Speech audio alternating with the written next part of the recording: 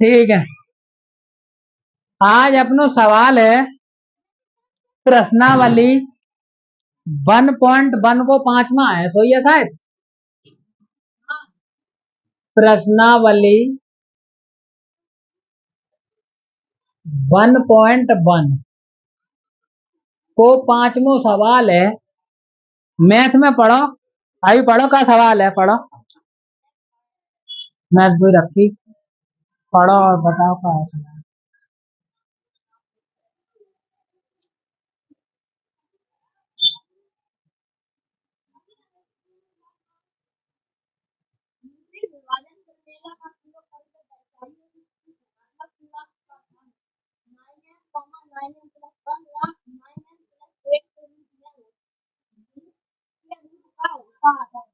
उठा, ठीक है।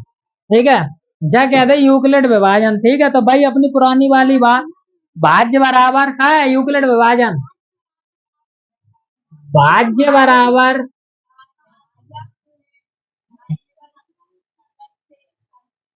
भाजक गुणे भागफल प्लस शेषफल। ठीक है, देखो पी एक्स बराबर का है g x into q x plus r x. जा चीज आई है, केवल जई वाली बात है और कछु नहीं। लेकिन बाने का कहते हैं घन होना चाहिए, क्या होना चाहिए, घन। तो हम यहाँ पे करेंगे, माना ए कोई धनात्मक पूर्णांक है। धनात्मक पूर्णांक तुम्हें पता होना चाहिए भैया, लाइनर पे है जो जीरो से जा तरफ चले, +1 +2 +3 +4, इतने ना चले। ठीक है, बा वाली बात होता है कि हम लोगन की का धनात्मक पूर्णांक है ना। चलो तो बस वही वाली बात है, भाज्य बराबर भाजक गुणे भागफल प्लस शेषफल। वो कह रहा है यहाँ पर कि जीरो या तो बराबर है या तो छोटा होगा किससे, आर से, और आर छोटा होगा किससे, बी से। जाहिर सी बात है, शेषफल जो है आर छोटा होगा बी से, जाहिर सी बात है शेषफल हमेशा छोटा रहेगा कि नहीं भाजक से। ठीक है, शेषफल हमेशा छोटा है ना, तो अगर शेषफल जाके भाजक के बराबर चलो जाए तो एकदम वो, जैसा मान के चलो, इतना समझ लो, जैसे है 5/2। अब जहाँ में भाग देना है, यानी कि 2 में 5 को भाग देना, जही बात है 5 में 2 को भाग देना, तो 2 दूनी 4 होएगा वो, बची कितनी, एक। भूजा कह रहा हूँ एक हमेशा छोटो रहिए कहते दो थे, एक हमेशा कहते रहिए छोटो दो थे, मतलब कि शेषफल हमेशा कहते छोटो रहिए भाजक से, जिससे भाग दिया जाए। तो बस बात सही है, और कब मैं नई बात थोड़ी मैं कछू। अब देखो बाने कही है बी बराबर 9 रखने को, तो बी बराबर अगर हमने 9 रख लो और आर बराबर का रखो 0। ठीक है, तो आर बराबर 0 रखो, तो आर बराबर 0, तो 9 क्यों होएगा मन पे।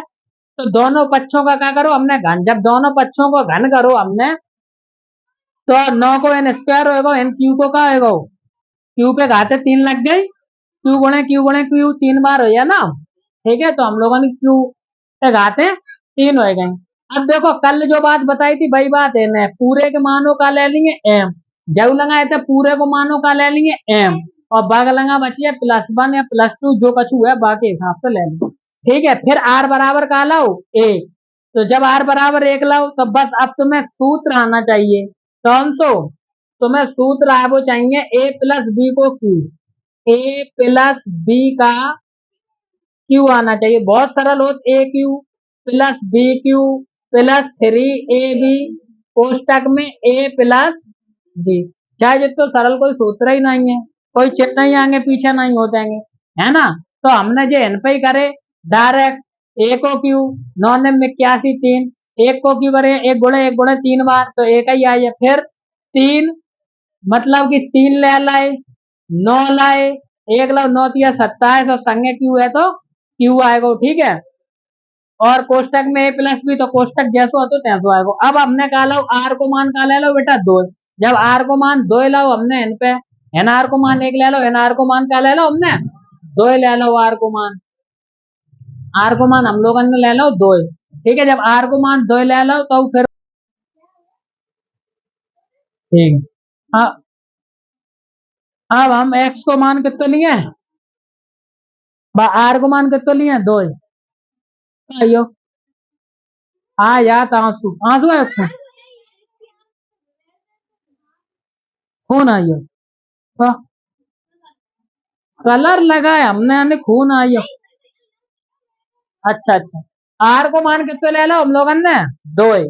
आर को मान जब हम लोगन ने दो रखो, ठीक है, जब वाले में आर को मान दो रखो, फिर हमने यही सूत्र पे लगाए दो।